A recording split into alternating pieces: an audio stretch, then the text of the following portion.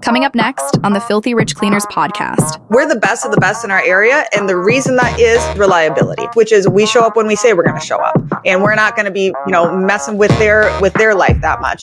From your first dollar to your first million, welcome to the Filthy Rich Cleaners podcast, presented by ZenMade.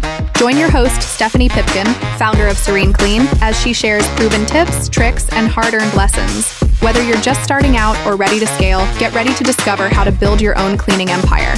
Let's roll up our sleeves and dive in. Hello, everyone, and welcome back to Filthy Rich Cleaners. I am your host, Stephanie Pipkin, and today's special guest is Neel Parekh, and he is the owner of a very interesting business model, which is a franchise model focused on mostly vacation rentals. So, Neel, can you please tell us, your elevator pitch background story, and just tell me, again, coming from a very corporate background, it's so fascinating to jump into the cleaning company. So can you tell us your background?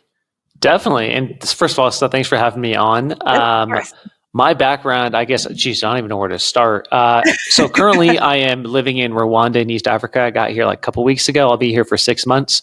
My business is fully remote, and it's been like that for a while. So I originally started my career not as a cleaner, but I was working in corporate. So I was in finance and wanted to find a way of escaping the rat race, working for myself, and tried a bunch of different things. The one thing which worked really, really well was house cleaning. And this was, 2013-ish, 2014-ish. So it was a while ago. And so, I realized looking into the industry, the reason why it was so awesome, right? You have a lot of recurring customers. Things get dirty all the time. Many times the competitors aren't as tech savvy or sophisticated, right? So you could do some marketing, which will let you leapfrog the competition. So anyways, I quit that job in 2015, started traveling and growing my cleaning business. Got it to around maybe $2 million or so by 2019. And around that time, decided to franchise the business. So trying to figure out how to expand, and decided on the franchise model to award franchises. So now people can buy rights to the franchise.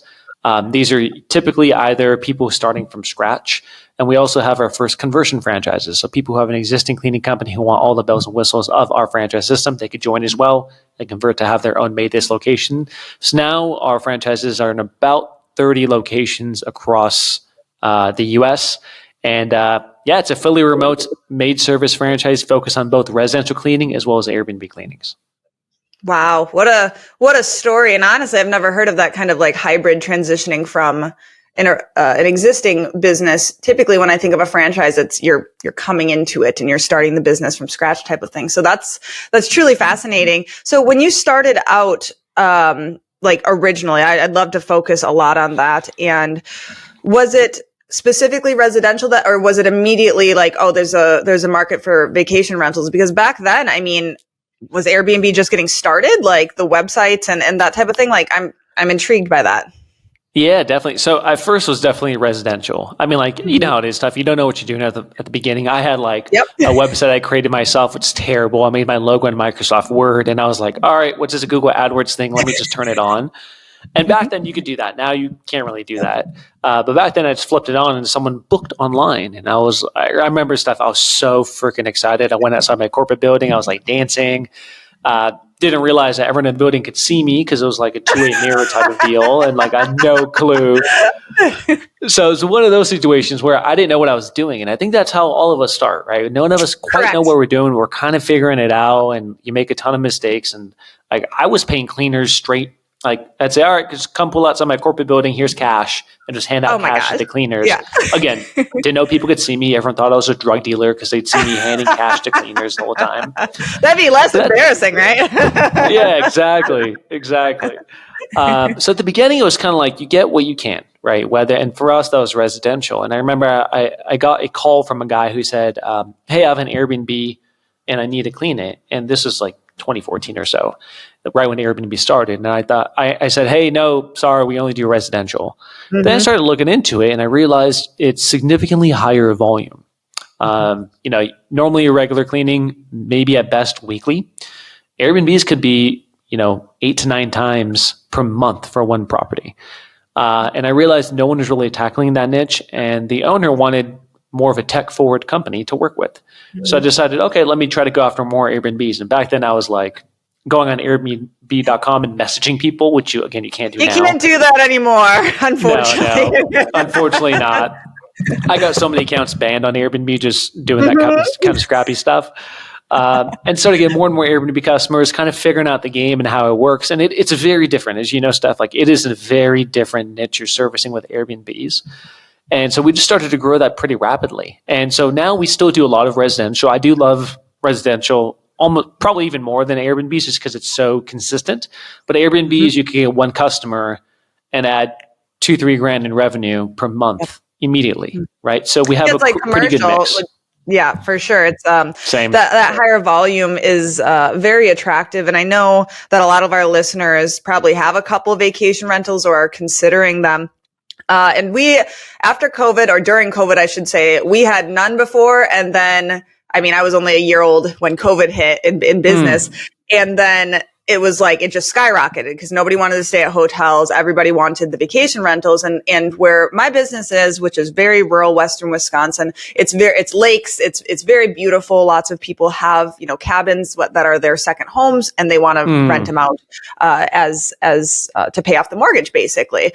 And so it was a bit of the Wild West for us of like, I said yes to everybody, obviously, because it's like, okay, we need business. It's COVID.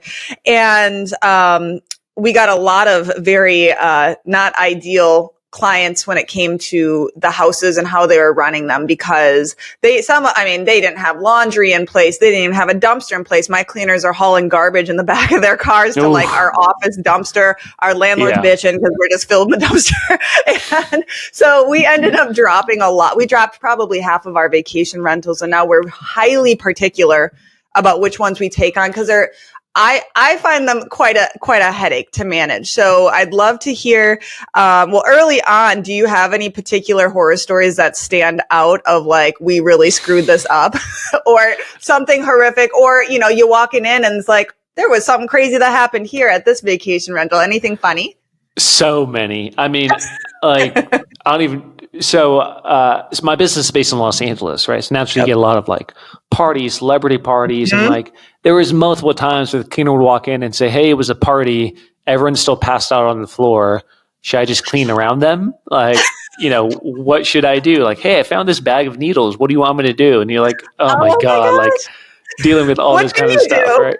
I know. Just like call the homeowner and be like, here's a bunch of photos for your documentation, right? Yeah. So many of those and stuff. I completely agree with you. I think with Airbnb hosts, over time, you start to be more particular. And at the beginning, when you first start your business, you just want business, right? So you cut your teeth learning about it. Eventually you run into what we call psychosandras. Psychosandras are kind of the super host, super picky with their home. They want you to fold the toilet paper in a certain way. They want the towel in a unicorn format. They want you to water the plants. They want you to replace the light bulbs. And it's very tough because you have to say no for certain things, which maybe sound easy. An example would be a homeowner says, hey, can you water my plant real quick? And now knowing what I know, we say no. And they're like, well, why not? It takes like literally 1 minute. And the problem is if you take that on, it's now your responsibility, even though it's not cleaning.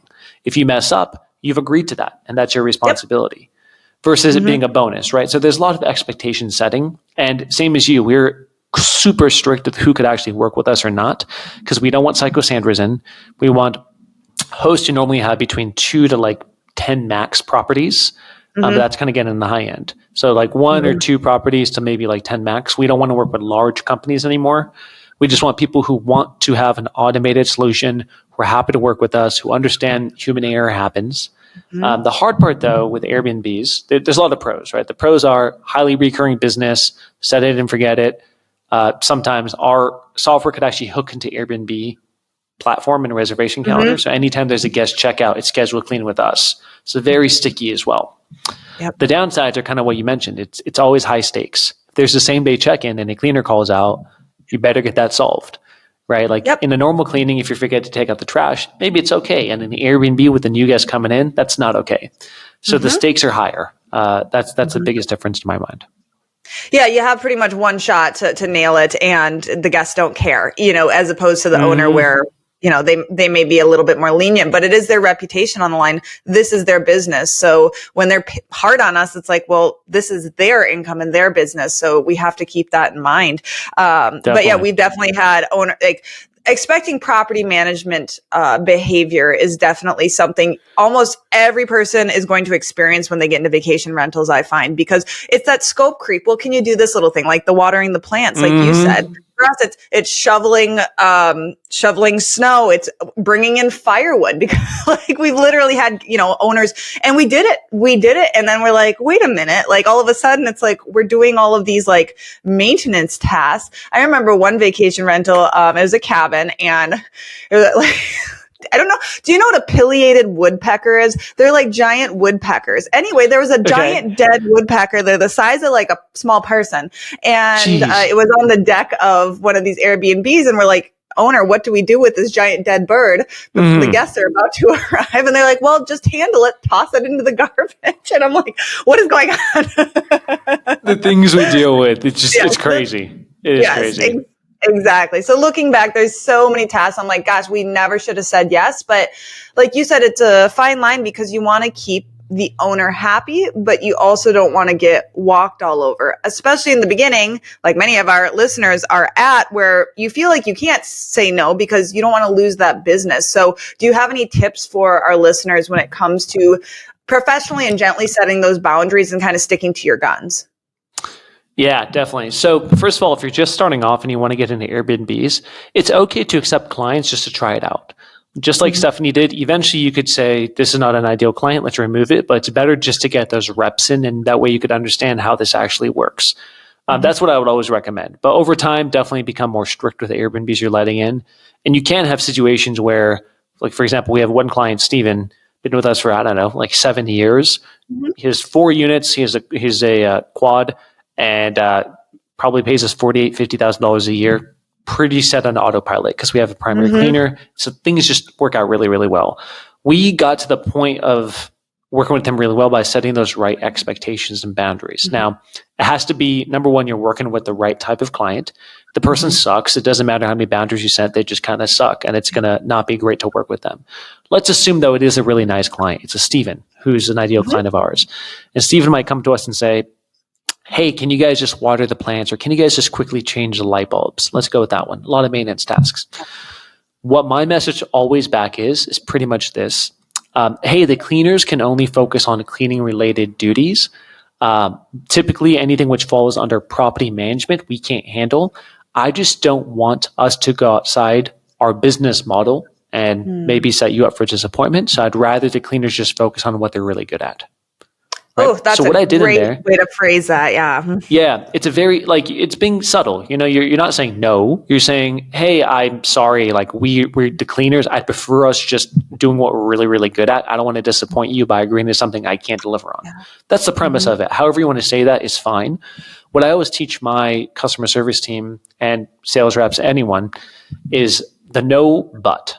Whenever you have to say no to a customer, always offer a solution. For someone says, can you do light bulbs? You don't say no, period. Like, it's kind of mean, right? Like, or even though it's like, we can't do it. You could butter it up a little bit. But typically I'd say, hey, I'm sorry, we really can't do it. But if you want, we could have our cleaners text your property manager in case we notice anything wrong. Perfect. Right? You offer a solution. Or, hey, we can't do that, but I could research a couple companies who can do that hoarder house cleanup for you, right? There's never, ever a sentence that ends with just no. It's always no, but blank.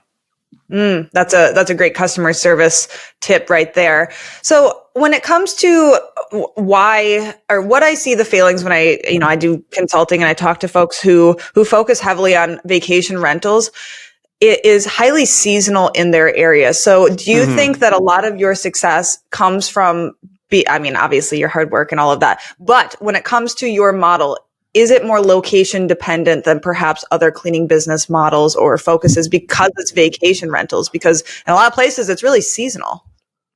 Yeah. I'll give you an example. In LA, my location, we're actually probably 70% residential, 30% Airbnb. We have franchises who are in the markets like Myrtle Beach. They're probably 90% Airbnbs and 10% residential, and they're highly seasonal. Mm-hmm. There's other markets which are 50-50. There's other markets where maybe it should be vacation rental, but they just like residential, so they focus on that. So everywhere is kind of a mix. I'd say when it comes to seasonality, if whoever's listening is in a market that's highly seasonal, my recommendation is find out how you could have some more stable income in addition to Airbnb income. If you're in like a heavily vacation rental market, it would almost be foolish not to do vacation rentals because it'd be so easy to do it. The fortunate part is if you're in a vacation rental market, everyone is going to want to hire you. Everyone's going to want to hire you, and there's probably not going to be enough labor, right? So therefore, you're going to be the one who gets to pick who you want to work with. My recommendation would be charge premium prices, work with the customers you want, and then focus on commercial, residential, whatever you can kind of do to like ease up things in slow season, and just understand your main season might be May until September during high season, and the other months are slow, and that's okay. That's totally okay. I'm curious how you handle those fluctuations when it comes to staffing. I know that just based on the interviews I've seen you do before, you're a fan of group interviews, virtual interviews. Is that still the case?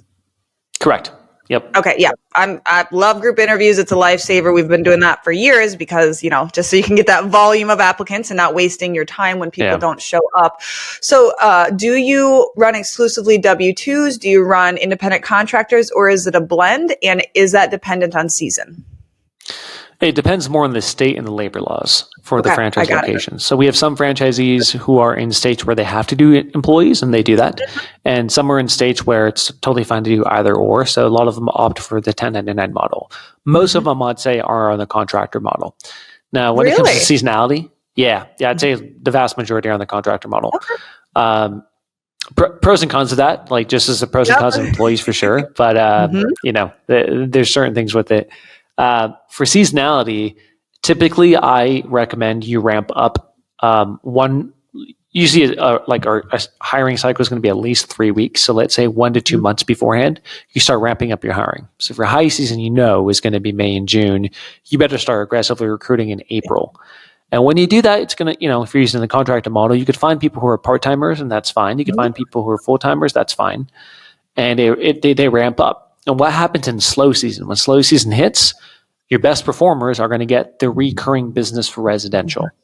And the ones who maybe weren't as reliable during the high season, they get churned out. When you let them know, hey, next high season, that's fine. We're just a little bit slower on business.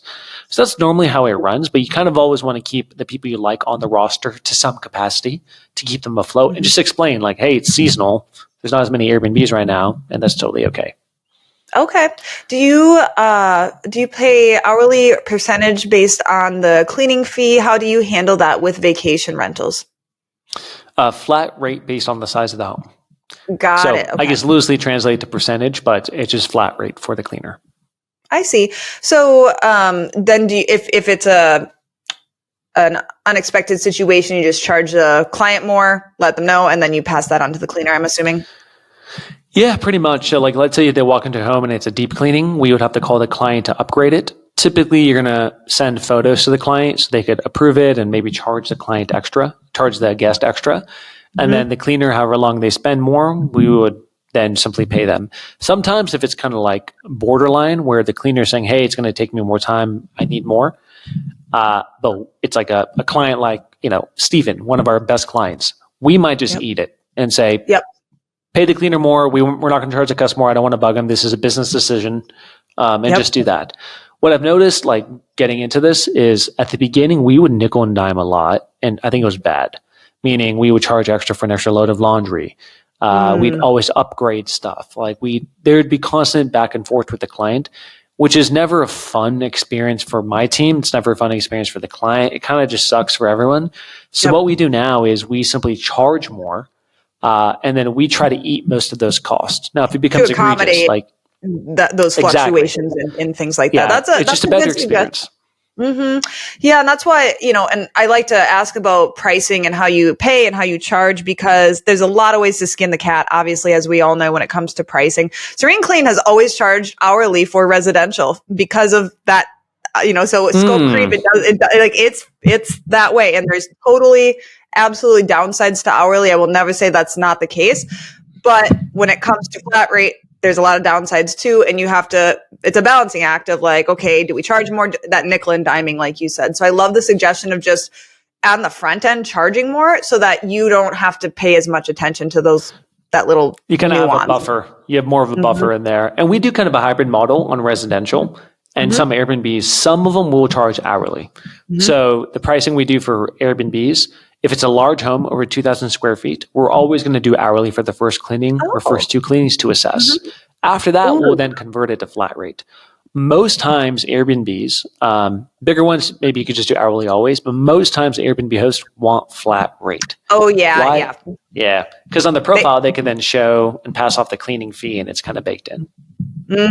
Yeah. Well, yeah, I should say it. Flat rate for Airbnbs, of course, vacation rentals. And just so, yeah, I guess commercials flat rate, Airbnbs flat rate, and then residential is always hourly for us. So, listeners, it's okay to blend. It's okay to try different things out. It doesn't have to be one way. You can always adjust and, always do audits. Like what you just said. I love that you said the first couple for those larger ones are hourly so that you can assess to see what an appropriate price is, because pretty much everybody is shooting from the hip. It seems like when they're starting on pricing, you have no idea how to price like at all. So I would imagine that that's one of the biggest benefits to going with a franchise or buying a franchise is because they help with those types of things because pricing is so difficult. Yeah, I mean, like everyone's first question before getting it in is like, how do I do pricing? And hey, don't worry about it. We got you handled, right? And every market's different. But for us, like the franchise model, we have an 8-week training program. Week 1's pricing. Week 2's how to recruit cleaners. Week 3's the sales process. So like a lot of this stuff is just baked in. So a lot of that kind of trial and error that a lot of new businesses face, like our franchises don't, just because we tell them, here's how you're going to price it, right? And it becomes a lot easier. And what we teach them on residential is first cleaning is hourly. Yes. So first time cleaning is always the deep cleaning. And the deep cleaning, unless it's a very customized, like bathrooms and kitchen only, whatever. But we always do hourly for the first cleaning and then a steep discount for a recurring cleaning after that. So it's usually like 40 to 45% off the hourly rate for the ongoing recurring service. I see. Okay. That makes a lot of sense. I'm curious, like tactically how you handle scheduling with vacation rentals, and in residential, because just going off of my own experience of what we run into is fitting in them smack dab, typically in the middle of the day around a normal residential cleaner's schedule. So do you run crews who you are vacation rental only, you are residential only? Do you blend them? And what tips do you have on logistically scheduling these things? Gosh, such a good question. My general manager is probably like, yes, like this is the exact thing we're trying to solve. And it's hard. Yeah. Scheduling is really hard. The way we have it, and it's not perfect, but the way we have it, because we do pretty high volume of Airbnbs, 11 to 3 p.m. is reserved for Airbnbs. So residential will book them in the morning, 8 to 9 a.m., or we'll book them at around 3:30. But typically that middle slot, that 12 to 1 o'clock slot, mostly we will keep for Airbnbs. Now, what we're kind of moving towards is having dedicated Airbnb cleaners only, because it just makes life a lot easier. We're not fully there. Like we have a couple people who still kind of straddle both. But if we could have dedicated Airbnb cleaners, dedicated residential cleaners, it just becomes a lot easier from a scheduling perspective because they'll just own the account. And what we've noticed is when people come in, there's like typically people who are good at Airbnbs and like them and people who aren't and don't like them. Oh, and I despise it's very them. clear. Yeah, I can't. I hate cleaning. It's funny you say that because so many cleaners love it because like they don't want to deal with the homeowner. They just want to get in and do what they do and get out of there. Like for them, they freaking love it. But some people are like, no, I want to talk to the homeowner. I want every Tuesday for a regular cleaning, and that's what they want.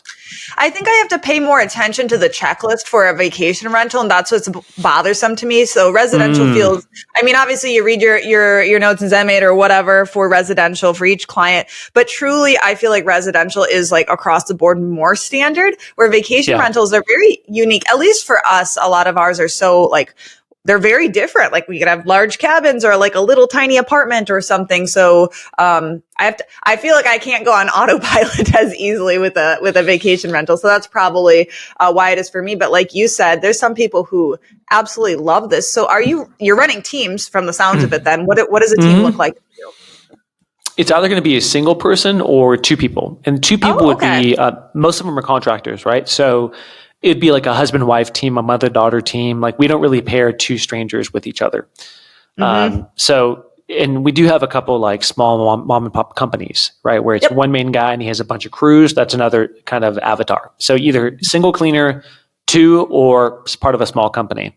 So depending on the size of the home is how we would just dictate who goes to what. So 1 bedroom, 2 bedroom, a single cleaner could probably get that handled. If it's bigger, probably at least send a 2-person crew. And if it's a very big job, you bring in the small mom and pop company. At the same time, you might have like 3 1-bedrooms back to back. So you could just send the 2-person team or the small mom and pop company, and they could crank them all out, So it just depends on more location as well as what they want to do. Well, and I think overarchingly what we're touching on now is something that I think is a huge misconception, is that scheduling can be fully automated. I love ZenMaid to the moon and back, but there is no scheduling software that can do what we're talking about. You need human eyes on this thing. You need it, right? Steph? My managers, that I have my full-time managers. So basically ZenMaid's about to drop availability, but we input the availability, and I mean, this is eyes on. And for us, it has a lot to do with, one of the challenges for us is our service range is quite large. You're in a city, so I'd imagine it's the same thing. Question. Sorry, I'm jumping around a little bit. Is your service range all of Los Angeles? Yeah. So, bad idea. I've got lots of questions about that, but I'll put a pin in it. That is one of our struggles. So we actually have 3 locations that are managed by our central office, and they're all about half an hour to 40 minutes away from each other. And when I say minutes, I mean miles, because that's what it's like in rural Wisconsin. And so our cleaners, they have a home office. We hire in that area. So for us, it's not like just because we have a cleaner available means we're going to send them to that house, because then we have to pay drive time. And so being intelligent about scheduling things geographically, the time it takes, as well as one of our biggest things that we offer is a flexible schedule. So a lot of our cleaners are not available for 9 to 5, 8 to 5. It's like, hey, I need to be back by 2:30 to pick up my kid from daycare or whatever the thing is. So literally, we basically create fake appointments and bust out availability. Like I said, availability is about to drop, so that's really exciting. And so we'll just be able to input it, and it puts it all in automatically, and then we're just scanning for openings. And it is a huge project, because we've got, I think, 28 to 30 staff members right now. And so, it's a lot, because it's like, not only do you need to, and then if you need to do a first time clean and you need a team of cleaners, now you need to have multiple cleaners in a certain area available for this large chunk of time and around already a regular client. So that's why I guess I'm saying it's a huge endeavor. Like we can't automate it. We cannot. Like unless, there's a way that you have a suggestion. No, like maybe you could automate 60% max, or 70%, right? But I agree with you. There's not really any way of doing it. And Steph, you have employees as well, right? All so employees. So do you need to still hard confirm with them and say, hey, here's your schedule. Are you good? Or you don't need to do that? They give us their static availability, and so we can schedule at any time during that, unless you were request a day off or anything like that. So they are presumed to be available and are beholden to be available during their static availability, which they can always change. And that's what I mean when I say we're flexible.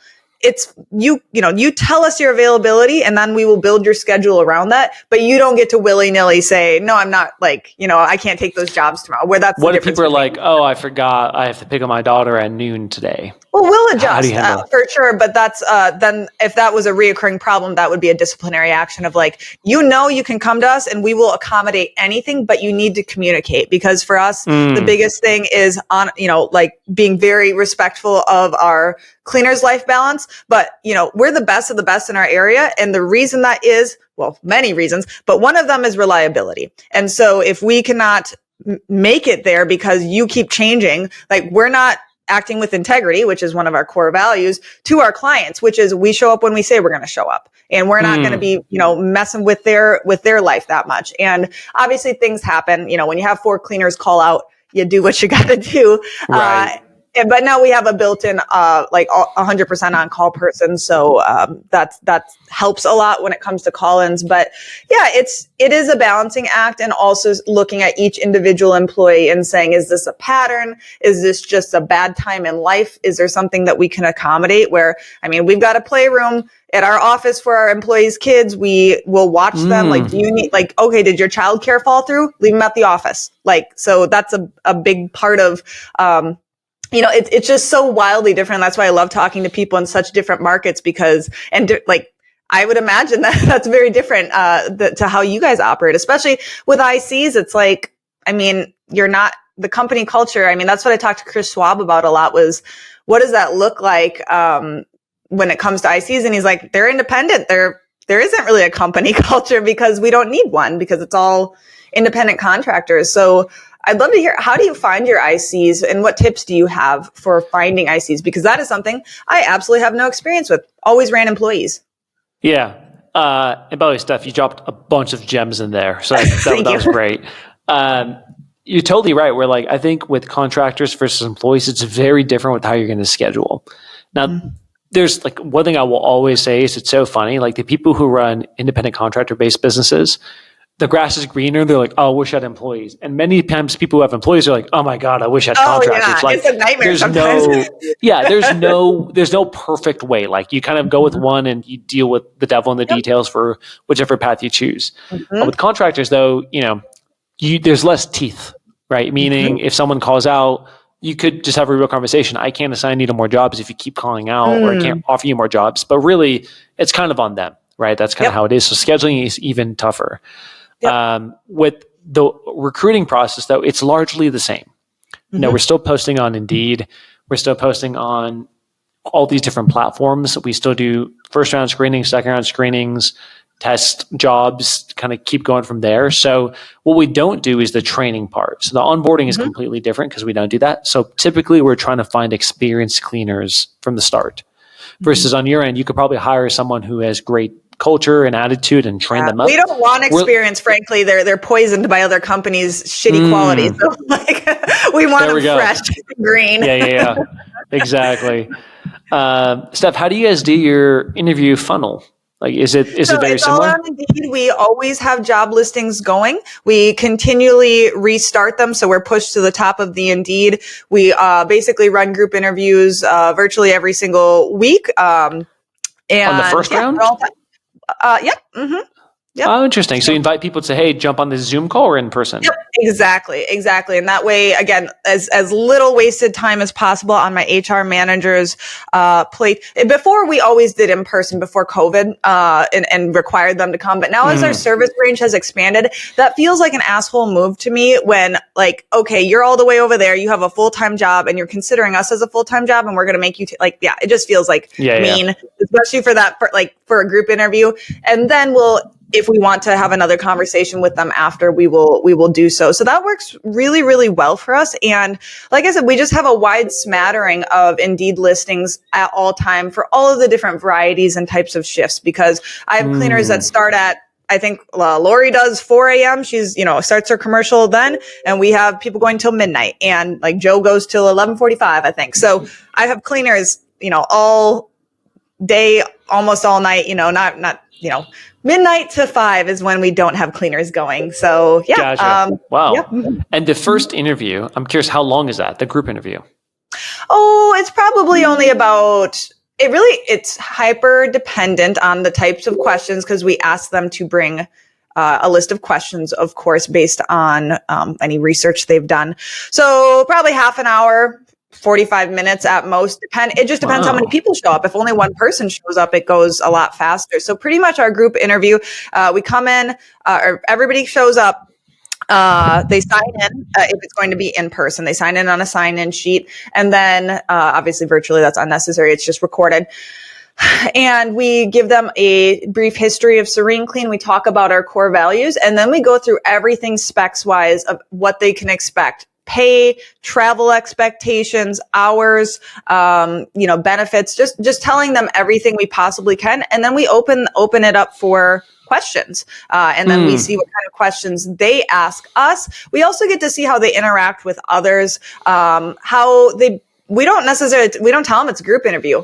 Do they act pissy at a surprise like that? Because cleaning's a lot of surprises. You walk into stuff and, you have to be able to adjust very quickly. So if that seems to bother them greatly, it's like, well, how adaptable truly are you? And then if somebody really stands out, we may just hold them back after and have additional time and have a bit more of a traditional interview, or it just depends. We may offer something very quickly after. And then the final thing is kind of asking them to take action, which is, if you still are interested, send us 3 references through Indeed. And you'd be surprised by how many people seem wildly interested and then they don't follow through on that simple test. So just kind of testing their ability to listen, follow through, follow instructions, all these little types of things built in.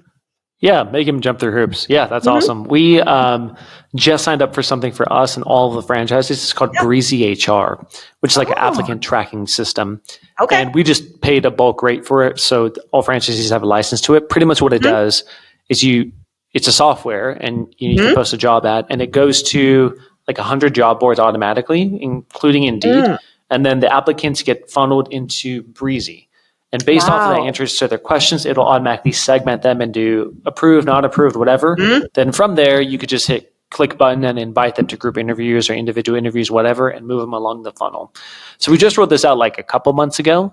So far, good feedback. But I do think at scale, depending what system you have, some sort of way to track the applicants, at least for someone you hire to help with hiring, is going to be so key. And Steph, it sounds like you guys found a pretty good way of doing it in Indeed with the group interview. So many people I talk to who are doing Indeed, they're like, this is insane. Most of these people don't show up. Most of them are not qualified. Like, I got 100 applicants. How do you want me to sort through them? So the only way to do Indeed, we don't even look at the resume. You guys just invite, right? You're like, all right, show up if you want to show up. Send out the template. Yep, exactly. Because it's just, don't want to waste time, because how many people lie on their resume, right? We probably all have a little bit. So it's just like, why am I wasting my time looking at people when it's like, truly, are they even going to show up? They could dazzle me on their resume. They could just be applying for unemployment benefits. Like, we don't know. So why waste your time? That's my philosophy. Exactly. No, it's so key. It's so key. You got to figure out, especially from Indeed, a way of systemizing that. Oh, yeah. I know. We actually used it when Facebook Jobs was still a thing. We got a ton of people off of Facebook Jobs. I was so mad when they got rid of that. But and even Indeed is really expensive, or like to pay for things. So it is truly a balancing expense. And I know, I just saw in one of your interviews, you mentioned like you need to focus on your hiring just as you would on your marketing for clients. It's truly like you're marketing for employees or for independent contractors. You always have to have this like robust funnel in. So it is a balancing act with how much to pay, especially when people are broke in the beginning and don't have a lot of money for software. So that kind of brings me into the segue of, you are so automated. You have utilized softwares from the beginning. Can you tell me what that looked like in the beginning and how that slowly evolved over time, as well as kind of secondary question, how do people discern what softwares to choose when money is tight? Because for me, in the beginning, I had QuickBooks Online. I had ZenMaid from day one for the scheduling, MailChimp, which was free. I did know Zapier. So I was pretty in the know, I guess, about like automation on the easy side. Right. But tell me about all that. I'm so curious. No, I'd say if you're starting out and you just want to get started with the software, sign up for ZenMaid, and that will take you very far. Like, you probably could have multiple hundreds of thousands of dollars just from like one piece of software. The next thing I would probably layer on top of that is some sort of marketing software. Marketing software would be something where you could email your past clients. So for all of our franchisees, we set them up with Go High Level, and we manage all of the emails for them. So comes in, all the automations are built for them. We send out email blasts for them, so they don't have to worry about it. If not, there's a lot of other stuff you guys could sign up for. There's Go High Level stuff. You probably even know a bunch of these ones which are coming up just to get you set up. So with just ZenMaid, with just some sort of marketing email platform, and then some sort of thing to do your books on the back end, QuickBooks, you could have $1 million business. Just start there.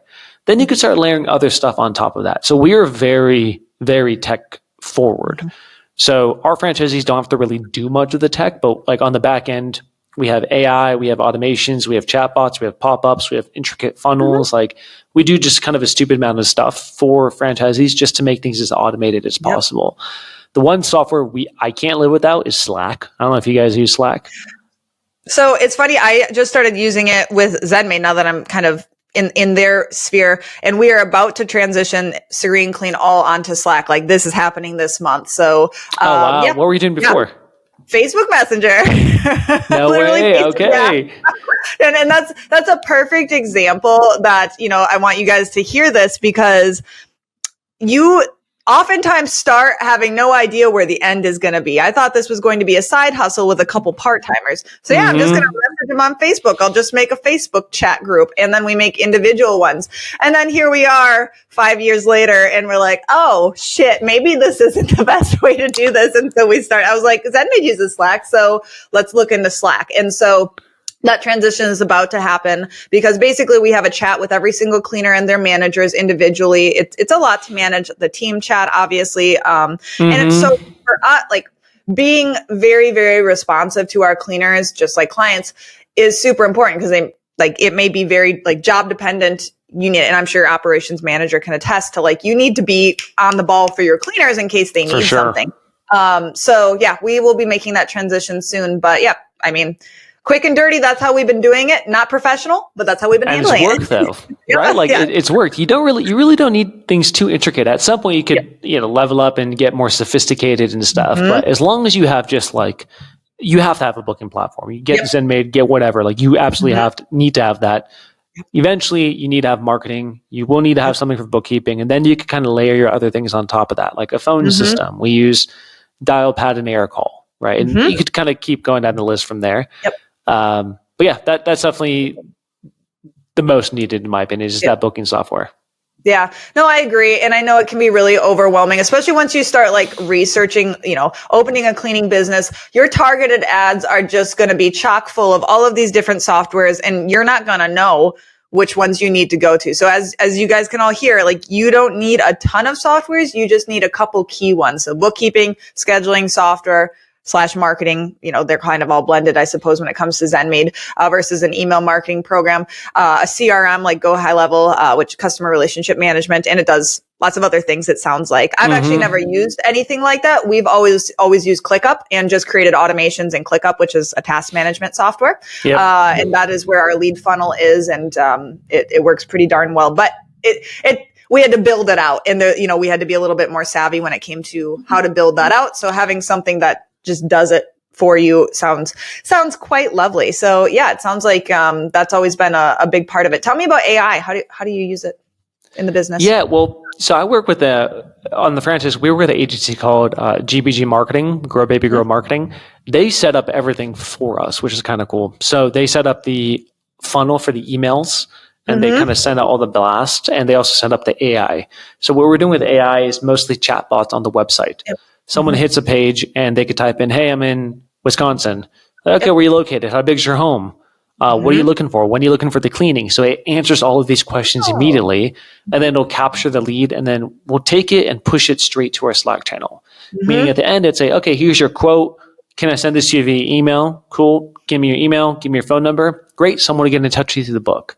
And then that my team gets notified of that, and they could call them immediately. So that's just one example. Another one is on Google My Business. You have a GMB page, right? Getting listed on Google. I mean, that's literally the basis of all of our leads. Step pretty much. one. So, Exactly. SEO.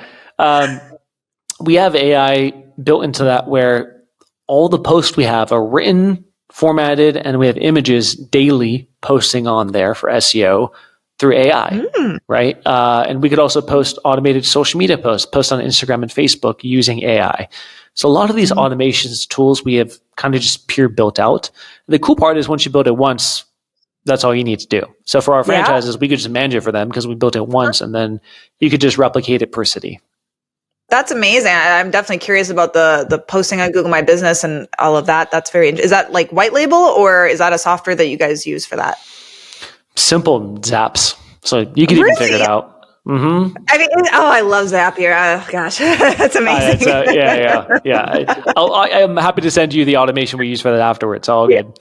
Oh, that's so cool. That's so cool. So I'd love to switch gears and talk about franchises. And I know that that can be, it's a can of worms. I get my entrepreneur magazine every month, and the whole thing is just franchises, and there is a million of them to choose from. And a lot of people, I think, are wondering, should they even go that route? So I'd love to hear, it's hard for you to be unbiased, but I would love to hear as much as you can be the unbiased pros and cons of going that route, because frankly, when I do consulting, I tell people not to. So I'm curious, like, tell me why should we do that? Why should it be considered? Yeah, absolutely. So first of all, I don't think everyone should franchise. Like, I truly don't believe it's for everyone. Mm-hmm. When I started my business, like, if someone told me to franchise, I'd be like, what? Like, that's what my parents do. That's so old school. Like, why would I franchise? That makes no sense, right? That's McDonald's, that's Taco Bell, that costs a lot of money. Mm-hmm. Now that I'm on this side of it, where we are the franchisor, I could actually see some of the benefits, but even with that, I'd say it's not for everyone. The pros are speed. For example, when I was starting my cleaning business, arrival windows for cleanings, right? Should it be 30 minutes? Should it be exact time? Should it be an hour? What do you set your price at? How do you tell the customer what you can do and can't do? What's the sales script like? There's so many tiny, small decisions that you have to make where it's going to take you a while to learn this stuff. Yes. Trial and error. Trial and error, exactly. Versus if now I know what I know now, I probably could have got to where I am 2-3 years faster if someone just gave me the blueprint and said, hey, Neel, don't figure out this small stuff. Here's how to price. Don't do that pricing thing. Don't pay your cleaners on a percent basis. You're going to do X, Y, and Z. Here's where to market. Don't do Angie's List leads. It sucks. Like, if someone just told me these things, I could have moved way faster, saved way more money. So what you're actually doing is you're paying for speed. That's what you're paying for. And that's not for everyone. Some people don't want to, right? They see that as riskier. For me, now knowing what I know, if I could pay someone and time collapse what I'm doing and get to my destination faster, why would I not do that? That's the reason people use coaches. You could open a book, you could learn it yourself, you could learn by mistakes, or you could just pay a Sherpa, right? And like, analogy I always use is earlier last year, I actually did Everest Base Camp hike. Wow. So I went to Everest with my wife and we did that. And imagine this, if I'm hiking up to Everest, if I did not hire a Sherpa. A Sherpa is a guide. It's a local guide. It's a Nepalese guy who knows the mountain, climbs it all the time. I hired a guide. And small things of like, do I go up this path or this path? That guy could negotiate rates at different tea houses for me so I didn't get scammed because I'm a foreigner. That person could help me out and watch, making sure like I'm not dying or anything like that. That's the same thing as like a franchise system. That's the same thing as like coaches as well, whatever it is. Someone who's been there, who's done it, and you could just follow the blueprints. That's kind of what it is. Versus I'd say if you're going at it by yourself, no coach, no franchising, it's kind of like hiking a mountain by yourself. Can you still get there? 100%. A lot of people could just bum rush the mountain and still get there. But for some people, they want that surety. They want that guide, right? So it kind of just depends on the type of personality you are. Do you want your own brand? Do you want to not have to listen to any protocols? Do you want to invent things yourself? Do it yourself. Do not join a franchise. That's such a good and balanced answer, I believe, because, and even just talking to different people who are considering opening a cleaning business, I have had conversations with people who I'm like, this is the perfect person for a franchise. Like they are interested in exactly what you just described. Where for me, like my whole identity is tied intrinsically with Serene Clean. Like I am Serene Clean. Nobody, like it's me type of thing. And so, that brand identity is very important to me. And obviously all of the pride associated with it.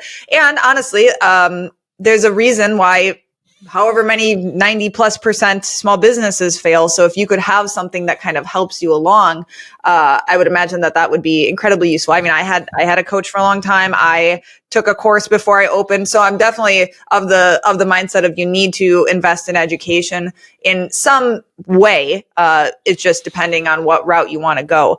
I would imagine that a huge misconception of people who are interested in franchising is that you kind of get to kick back and drink your margaritas a lot faster than what probably it actually is. Because I mean, I've mentioned this before in episodes, so I won't go on about it, but just this concept that this is going to be easy, or because you went that route, meaning you got a franchise, or because you got all contractors, so it's hands off, and like immediately want to do like their distance away from their business, they're running it completely remotely type of thing. So obviously all of these things can happen. However, the more likely thing is you are going to be way in over your head and probably quit. At least that's what I see. So I'd love to hear any talking points you have on that topic of thinking it's going to be easy. Yeah, no, I'd say people mistaken simple and easy. The business model is simple. It's cleaning. This is not rocket science. You go to someone's house, you clean the place. It is very simple. It is not easy. And it doesn't matter if you're in franchising, whether it's going to be easy or not. The business model is the business model, and there's things you just have to do no matter what. So is it simple? Yeah, it's simple to conceptualize, right? But it's not going to be easy. What franchising does is speed things along. That doesn't mean it makes things easier. It speeds things along so you don't have to make as many decisions yourself. That's mostly what it is. But I get a lot of people inquire and say, hey, I want to buy this as an asset.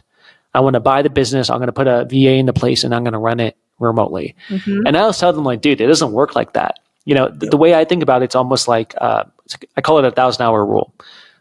Pretend you need to put 1,000 dedicated hours into the business to get it to where you want. 1,000 hours. If you're doing it part-time and you think you could hire a VA and you're only putting 2 hours a day into it, it's going to take you 500 days to get to where you want. Versus if you're doing it full-time, you're working 8 hours a day, it's going to take you 125 days. So 4 times less just by going full-time at it, and you're going to get there way faster. People don't realize that. They think, oh, I could start doing 2 hours a day from now because I bought into a franchise and I'm hiring a remote team member. It doesn't work that way. The only thing franchising is going to do is accelerate you, but you still got to put the gas in the engine, right? That's exactly what franchising is. And I would say, like, for us, like, we're starting to get more conversion franchises. That's what we talked about, Steph, where there's existing cleaning companies who are converting. Their path is a little bit different. So we have one, they're doing around 500 to 600,000 of revenue. They're going to convert to a franchise. You might think, why are they converting? They're doing pretty well. Brand as well, like name everything. They're switching all of it. You have to change everything. Got it. Okay. Which is a big discussion, right? Because like you would probably never want to change Serene Clean. This is your identity. Yeah. Right. Sometimes, like at some stages of the business, typically we're $500,000, $600,000 in revenue, you will get stuck. And what I mean is, like, you don't know the systems to hire team members. You don't know how to automate things with technology. You're in the field all day. You're managing cleaners, you're managing calls, you're managing the schedule. You can't even learn this kind of stuff. It's just you and maybe your partner running the business. You're stuck. And then you're going to be working 60-hour weeks for a very long time. And I'd say that's kind of like that death zone between 300 and 750 is like, it's a tough spot to be in. And a lot of people get stuck there. The only way out of that is learning the systems really fast. And just like I said, franchising accelerates things. If the franchisor knows what they're doing, they could help insert themselves in and accelerate things with automations, tech, hiring, recruiting, things like that. We're just like, hey, get me out of this pain. I don't want to learn this myself. They would convert to a franchise to help them get to the next level faster. Yeah, absolutely. Because truly the only way to leverage yourself to lead a bigger team is you need to pull levers, and that means automation, that means systems, because you're so right, is so many people, they can white knuckle and get to that, 4 or 5, maybe 6, 100K a year. But I don't think you can even like hope to get to $1 million without like drastic overhauls and drastic changes in yourself too. I know I touch on this a lot on this podcast, but what kind of changes did you yourself go throughout this journey? Like looking back at Neel when you started to you now, like, can you talk about that? Man, so many. And I think, by the way, I think that's the coolest part about being a business owner is the more you level yourself up, there's a direct impact on your bank balance. It's crazy. It's so cool, right? Like it's the best motivation of leveling yourself up because you will make more money, which is kind of crazy. People will talk about leadership and delegation, all that kind of stuff. I think that is a big factor of it. For me, oddly, it was just being more okay with spending money because I had the confidence I'm going to get it back. At the very beginning, I didn't want to spend any money. I was, SEO, like, are you kidding me? Like, I won't see a return for 6 months. Like, you want me to do that? So what I would do is I would kind of squirrel away money, like, oh, I made a little bit of cash here. Let me put it away for a rainy day. I made $500 in profit. It makes me feel good, more secure. What I was doing is kind of shooting myself in the foot, right? Now I know what sophisticated business owners think is pay for speed, right? If I could pay someone and I could get their way faster, not just with coaching, but let's say marketing. Normally back then I'd say, hey, I'll try out $500 a month on Facebook ads. Let's see how it goes. Now I'd say, let's spend $4,000 in the first month, because if it doesn't work, I don't want to drag this on for 6 months. Let's just spend it in the first month and then decide what to do and go for there. So I'd say velocity of decision making is a big factor of growth. And a lot of times when you're new in business, you're overwhelmed, right? So maybe a lot of people listening here, you're between 1 and 3 cleaners, you're just getting started. There's so many different things to start off with. You don't really know what to do. Many times it's easier to just not do anything. Be stuck in analysis paralysis, listen to podcasts, feel like you're being very, very productive. The truth is, the business owners who make the most money, they make decisions and mistakes fast. And it's okay to make mistakes, because you're just going to keep going, right? So for me, I think a big lesson was just velocity of decision making and investing upfront and paying for speed. I wish I knew that earlier. That would have made me move a lot faster. No, absolutely. And I totally agree when I look back at myself of like the decisiveness and, if you mess up, just take action. And I think it's Alex Hormozy who says like action totally eradicates anxiety. Like if you're feeling anxious, you need to take action.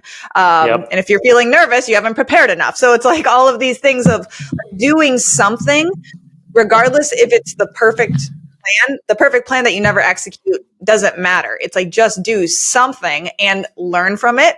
Do an audit. Like I always say, like, look back. How did that work? Did it work okay?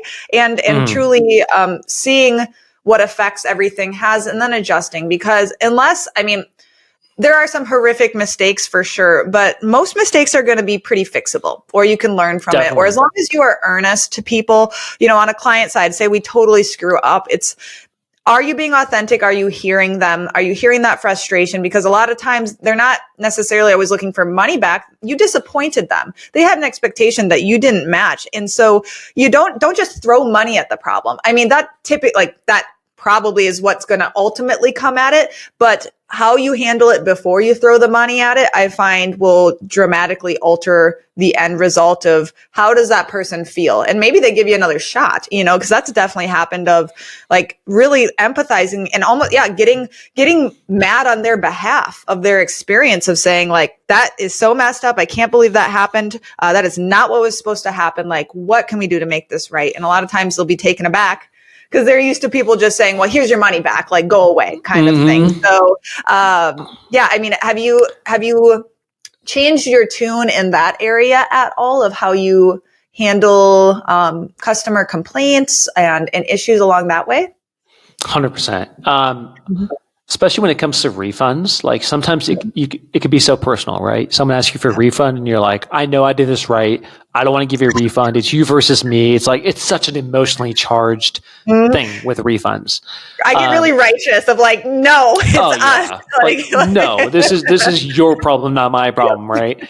And I realized by looking at my numbers the last 11 years of us in business, the amount of money we've saved from not giving a refund is so minuscule. It's so small compared to just focusing on a recurring customer. Now, the whole business model, the premise is the big money comes later. What I mean is like the more you get happy customers and they repeat, that's where the real money comes from. You can't save your way to making wealth. You can't say, cool, I didn't give that refund. Oh my God, now I am wealthy. It doesn't work that way. So the faster you could say, let me get rid of this problem, like make sure the customer's happy. Let me just get it taken care of. I'm not going to take this personally. Here's money. Let's move on to bigger and better things. That's the type of mental thing which took me years to kind of figure out, because you're so invested in it, right? You're like, you feel like someone's reaching into your pocket and taking money out. Now I tell my team, hey, your budget is $1,000 per month for refunds. You don't have to use it. I prefer you don't. But if it comes to it, you have bigger and better things to do. let it go and go take care of a customer who's already happy and make sure they stay a customer. Because if they stay one more month than they normally would have, that pays for the refunds for the whole year. And it's just that mentality of like understanding the big money comes later. The big money is not in these small little things of like $10 here, $20 here, $50 here. That's not where the real money comes from. And having that knowledge, I think for me, made business a lot more fun as well. Yeah, for sure. Not getting so hung up on everything. And yeah, like you said, not taking things so personally. That's what many of the guests have said so far of just, you got to stop taking things so personally. I mean, they're treating you like a business, even though it feels like this is your baby and everything like that. You have to keep that at the forefront, that you're the professional and hold yourself to the higher standard. Because some of my biggest regrets in the business are stooping to the level of whoever I'm dealing with. And then after the fact, when the embers and smoke dies down, I'm like, ooh, Stephanie, you shouldn't have came in guns blazing. You should have calmed down and stayed calm, not freak out, both on the employee side and the customer side of like, you know what, it wasn't worth it. And I'm kind of like ashamed in how I handled that, honestly. And that's just maturing not only as a person, but as a business owner. Like I started this thing when I was 22, just a kid. I'm still a kid. I'm 28. But, so I think you develop as a person so much throughout the business, and it forces you to grow up. And the ones who don't grow up are probably going to not make it, honestly. Yep. Exactly that. Well said.